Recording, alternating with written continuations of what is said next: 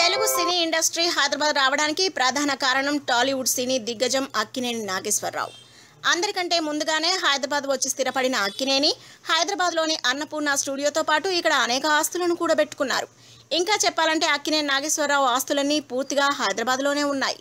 తన కుమారులకు తన ఆస్తిని పంచే క్రమంలో 2 కుమారులకు సరిసమానంగా ఆస్తులను పంచిన అక్కినేని నాగేశ్వరరావు తనకు ఎంతో ఇష్టమైన తన ఇంటిని మాత్రం తన మనవడు సుమంత్కి ఇచ్చారు. బంజారా హిల్స్లో ప్రస్తుతం ఏఎన్ఆర్ సెంటర్ అని పిలుచుకునే ఒకప్పటి అక్కినేని ఇల్లు ప్రస్తుతం సుమంత్ పేరు మీదే ఉందట.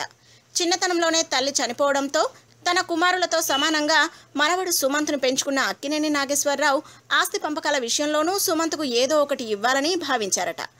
అందుకే 2 కొడుకులు ఎంత వద్దన్నా వినకుండా సుమంత్కు 100 కోట్లకు పైగా విలువైన తన ఇంటిని రాసిచ్చారు ఏఎన్ఆర్. ఈ క్రమంలోనే ఈ ఆస్తిని ఎట్టి పరిస్థితుల్లోనూ పోగొట్టుకోవద్దని సుమంత్కు హితబోధ చేశారట నాగేశ్వరరావు. అందుకే సినిమాలో నటించినా నటించకపోయినా తాత ఇచ్చిన ఆస్తి కారణంగా సుమంత్ లైఫ్ హ్యాపీగా గడిచిపోతోంది. If you like the video, please like us and subscribe Tollywood Nagar.